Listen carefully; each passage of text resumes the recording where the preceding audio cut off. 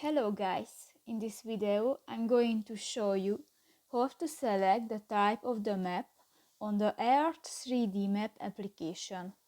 But first of all, I just want to mention, please don't forget to subscribe to our channel, because at 100,000 subscribers we are going to show you our YouTube revenue statistics and growth strategy how to make money online. So let's jump into it. First of all, open the application on your device.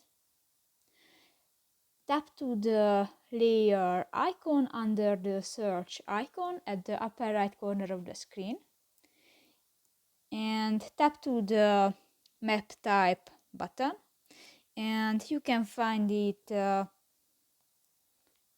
for option and select one and just step on it and done. So that's pretty much it for this video, guys. See you in the next one. Bye bye.